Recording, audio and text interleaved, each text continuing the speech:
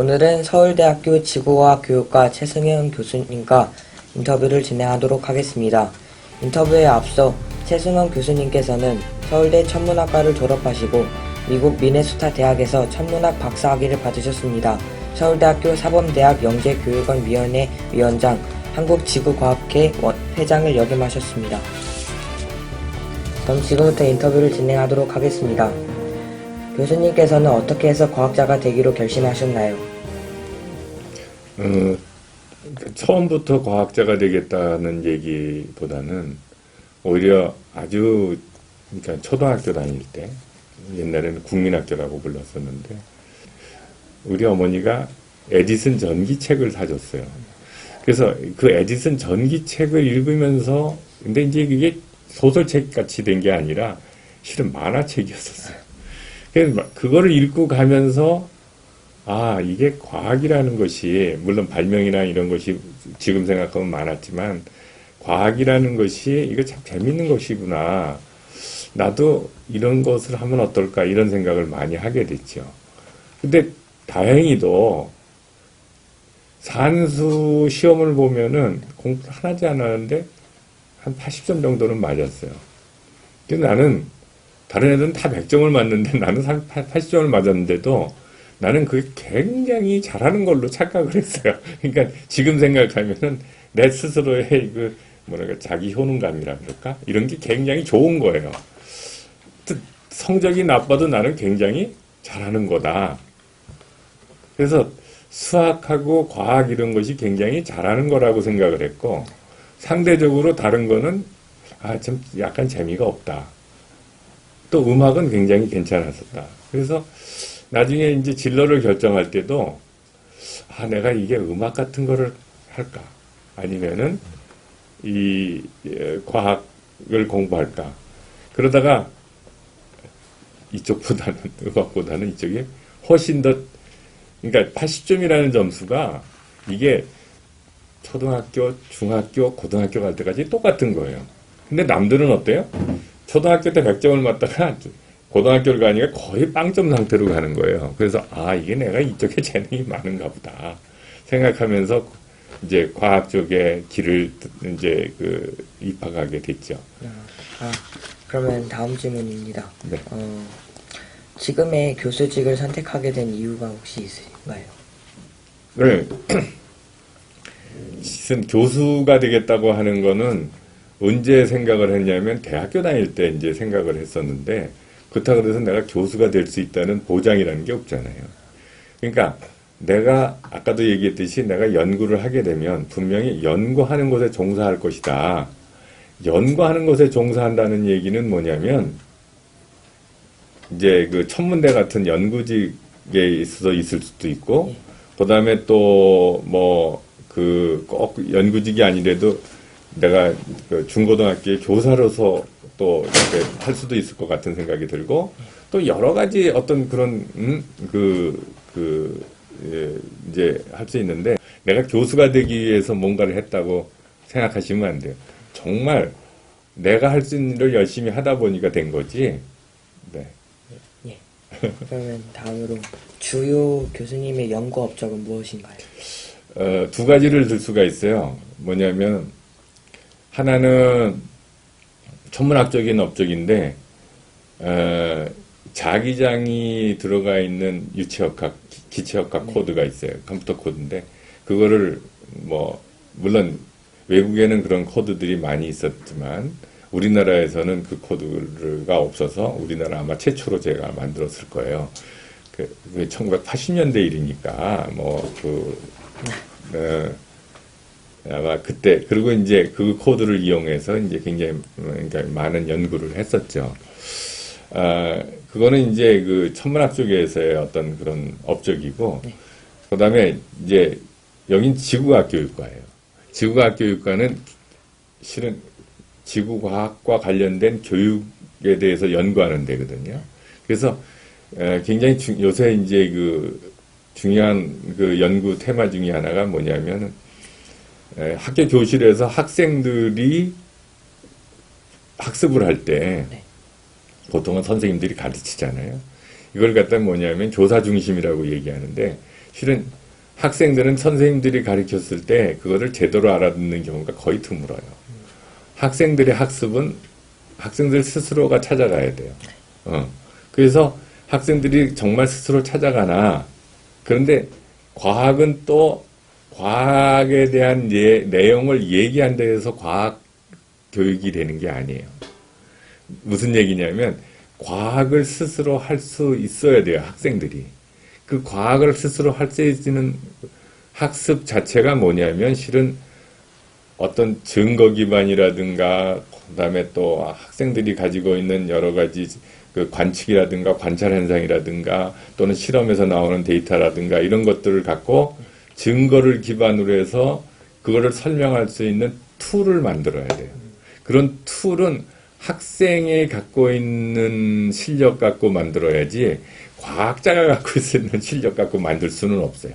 그래서 그렇게 만들 수 있는 학습을 만들어가는 것, 그리고 학생들이 어떻게 거기에 지금 그 학습을 해나가는지 이런 여러 가지 많은 것들을 갖다가 연구하는 것에 내가 종사를 하고 있어요. 그래서 상당히 많은 사람들이 그렇게 종사하고 있고, 더 재밌는 것은 우리가 연구한 것이 많은 그 소위 그 국제적인 학자들에 의해서 주목들을 많이 받고 있어요. 그래서 하나는 천문학 쪽에서는 그런 연구를 했지만 우리가 지구학 교육 쪽의 연구에서는 사회적 구성주의와 과학적 모델링 학습에 대해서 연구를 하고 있는 거죠. 예, 그러면 교수님께서 하시는 일에 보람을 느낄 때와 회의를 느낄 때는 각각 언제신가요?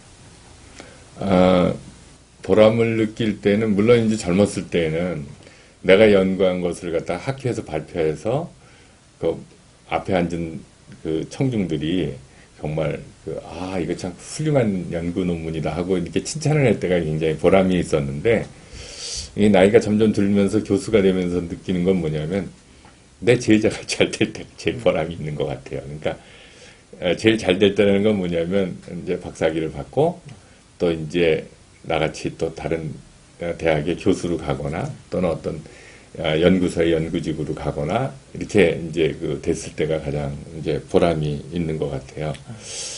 회의스러울 때. 회의스러울 땐 뭐냐면 제일 싫은 게, 내가 지금 제일 싫은 게 뭐냐면 실은 거짓말하는 게 제일 싫은데, 학생들도 이제 뭐라 그럴까, 이제 사람인지라 어떤 순간에 잘못을 했던 모면하기 위해서 이제 거짓말들을 하고 이제 그런 게 눈에 보이잖아요. 근데 그런 사람들이 나중에 학자가 된다. 그러면 이제 문제는 뭐냐면 자기의 논문을 좋게 하기 위해서 데이터를 속일 수도 있고, 그렇잖아요. 또 자기의 이익을 위해서는 뭔가 이상한 것도 눈을 감을 수가 있잖아. 이제 그런 게 만약에 우리 제자들한테 보이거나 내 주변에 그런 것이 있다. 그랬을 때는 굉장히 어렵죠. 그럼 교수님께서 생각하시는 바람직한 과학자의 모습은 무엇이라고 생각하십니까? 역사를 써나가는 그러한 연구를 해야 돼요. 그러니까 역사를 써나가는 연구를 해야 된다는 얘기는 그 사람이 있을 때만 끝나는 것이 아니라 나의 아카데믹 앤시스터, 그러니까 나의 학문적인 조상이 누구냐, 그리고 앞으로 그거를 이어갈 사람이 누구냐 하는 것들이 서로 엮여지는 그런 과학을 공부를 하고 그렇게 과학자들이 이어져 나가야 돼요. 그래야지 어떻게 되냐면 적어도 우리 연구실의 역사가 이어져 나가고 우리 연구실의 과학의 업적이 이어져 나가고 그것을 통해서 배우려고 하는 사람들이 많이 들어오고 그것을 통해서 어떻게 되냐면 또 전파도 되고 그러죠. 네. 네. 그러면 교수님께서 생각하시기에 과학자가 되려면 어떠한 공부를 해야 할까요? 잘하는 게 뭐예요? 과학교? 네. 많은 학생들이 과학자가 되려면 수학과 과학을 잘해야 된다. 그걸 열심히 해야 된다. 그래서 그것만 열심히 해요. 그건 기본이에요. 왜 그러냐면 글쓰기를 해야 될 거 아니에요. 자기가 뭔가 해놓은 걸 글로 써야 된단 말이죠. 그러니까 글쓰기 연습은 아주 필요하거든요.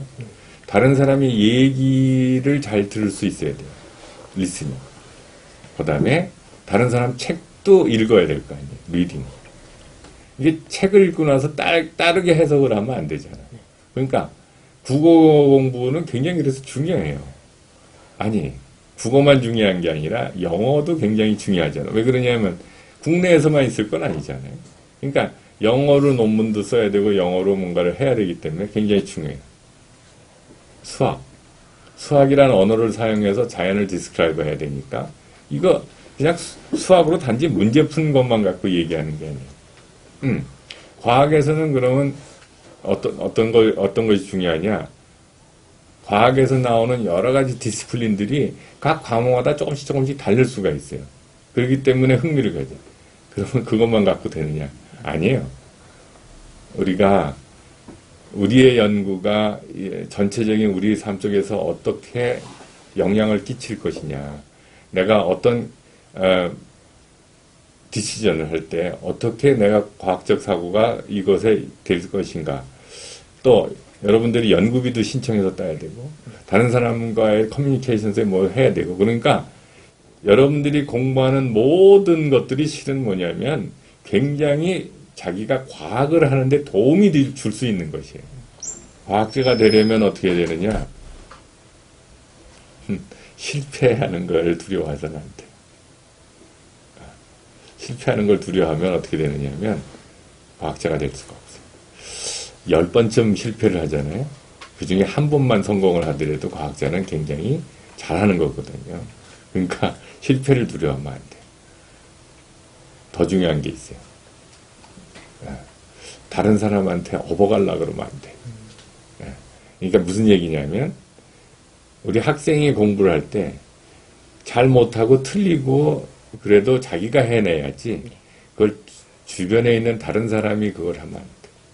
상당히 많은 경우에 우리 요새 젊은 학생들이 부모들이 책임을 너무 많이 져. 학생들이 책임져야 될 일을 부모가 책임져 갖고 학생들은 내가 이렇게 하더라도 나중에 부모들이 책임져 주겠지. 그럼 나는 빠져나간다 이거예요. 아니, 그게 습관이 되면 어떻게 되냐면 모든 일을 그런 방식으로 해결을 해요. 근데 과학자가 되려면 과학자 사회에서는 그런 거 있을 수가 없어요. 그래서 아예 처음부터 그렇게 훈련이 돼야 돼요. 네. 네, 교수님께서 꼭 추천해 주시고 싶은 책이 어떤 것이 있으신가요? 어떤 책들이 좋으냐 하면은 실은 어떤 과학적인 사실을 그냥 알려만 주는 책은 별로예요. 알려주는 책은 별로고 그것보다는 어떤 논리를 갖고 전개하는 책, 그 책이 좀 나중에 나온 결과가 엉터리라도 논리를 갖고 뭔가 전개를 하는 책들이 괜찮아요. 생각보다는 천천히 읽어야 돼요. 왜 그러냐면 너무 빨리 읽으면 무슨 소리인지 몰라요. 그래서 처음에 한 번 읽고 그 다음에 또 읽고 또 읽고 당연히 그 따라가기가 어려워요. 생각보다. 네, 그럼 교수님께서는 한국 과학의 미래를 어떻게 전망하고 계시고 또 세계 속의 우리나라의 과학 발전 속도는 어느 정도까지 와 있다고 보십니까? 우리가 이제 겨우 뭐라 그러냐면 우리가 혼자서 연구할 수 있는 어떤 그런 포텐셜은 쌓았다고 생각을 해요. 그런데 세계의 과학을 따뜻 쫓아가려면 어떻게 되냐면 이제는 개인적인 일보다는 협업해서 일을 하는 것을 지금 우리나라는 바로 그 기점에 와 있어요. 그동안에 정말 선진의 기술, 선진의 과학을 따라오려고 멋지게 애를 썼어요. 그래서 노벨상다운 그런 문제를 갖고 그거를 어떻게 풀어야 되는지도 많이들 알고 있지만 생각보다 그런 것들은 돈이 많이 들어요. 네. 그래서 그런 것들에 대해서 집중 투자도 하고 그 다음에 또 거기에 종사할 수 있는 많은 사람들. 우리는 한두 명의 왜냐면 아인슈타인 같은 그런 사람들을 원하는데 지금은 그렇지가 않아요. 네, 그러면 마지막 질문입니다. 혹시 종교를 가지고 계십니까? 그 종교가 과학에 미치는 영향이 있다면 무엇이? 예, 이거 굉장히 중요한데, 지금 나는 기독교인이기 때문에 하나님이 세상을 창조하셨다 하는 걸 믿는 사람이거든요. 예. 근데 실은 하나님이 나를 창조하셔서 이렇게 이제 과학을 공부하게 하시고 나에게 이런 미션을 주셨구나. 이거는 이제 우리 종교적인 어떤 그러니까 기독교적인 사고 속에서 나오는 거고. 그렇지만 하나님이 나를 창조하셨다 라고 얘기는 하지만은 엄밀한 의미의 과학적으로 얘기하면 우리 엄마 아버지의 사랑 속에서 내가 태어난 것이기 때문에 그 방식은 과학적으로 우리가 얘기할 수 있지만 그게 안에 들어있는 해석이나 뜻은 뭐냐면 하나님이 나를 창조하셨다 이렇게 얘기를 할 수가 있는 것이기 때문에 그런 입장에서 이제 얘기를 하는 것이고 또 우리 기독교와 우리 과학 사이의 관계에서도 그와 같은 생각을 하고 있는 거예요. 물론 어떤 분들은 이제 그 성경에 나오는 얘기를 갖고 너무 무리하게 과학을 폄하하거나 아니면 과학에 있는 여러 가지 내용을 갖고 마치 그것이 진짜인 양 이렇게 가정하는 경우가 굉장히 많은데 그거는 엄밀한 의미의 과학주의가 되기 때문에 이거 우리가 과학주의라는 말은 과학을 갖다 신같이 여기는 거거든요. 근데 오히려 그 과학을 신같이 여기면 안 된다. 과학은 뭐냐면은 하나님이 창조하신 이 세계를 알아가는 방식 중에 하나지 이게 과학을 통해서 뭐 하나님이 계시다든가 과학을 통해서 보니까 뭐 이것이 뭐 진실이라든가 이거는 참 생각보다는 굉장히 어렵다. 잘못하면 어떻게 돼? 과학을 위기에 두게 되는 생각이기 때문에 과학이 미라는 얘기를 하게 되면 굉장히 곤란해져요. 왜 그러냐면 과학으로서 모든 걸 해결할 수 있다고 생각하는 거니까. 네. 과학은 생각보다는 뭐냐면 많이 알지 못해요. 네. 그렇다 그래서 그럼 다른 학문은 많이 아느냐? 아니야. 많이 알지 못해요. 그렇기 때문에 우리가 계속 연구해 나가고 그러기 때문에 계속 뭐냐면 학자들이 필요한 거고 그렇죠? 대학이라는 곳에서 연구가 필요한 거고 연구소에서 연구가 필요한 거거든요. 그래서 우리가 단지 그 사이에 잠정적인 솔루션은 뭐냐 잠정적인 어떤 그 설명하는 틀은 뭐냐 이런 건 있을 수 있어요. 어느 학문이나 다. 그렇지만 최선의 것이 뭐냐 그리고 가장 그 학문에서의 건강한 것이 뭐냐 지금 현재 우리가 이끌 수 있는 가장 근접한 것이 뭐냐 예를 들면 99.999%로 근접한 것이 뭐냐 0.0001%가 잘 안 맞을 수 있으니까 그거는 거짓이다. 이거는 말도 안 되는 궤변이에 불과한 거거든. 그래서 그러한 것들을 배격하면서 우리가 학문을 하기 시작한다면 어느 학문에서도 같은 방향 쪽으로 나가는 걸 우리가 볼 수가 있어요. 네. 예, 그럼 오늘 바쁘신 일정 속에서도 긴 인터뷰 너무 감사드립니다. 지금까지 서울대학교 사범대학 지구과학교육과 교수님 최승원 교수님과의 인터뷰를 마치도록 하겠습니다. 네, 감사합니다.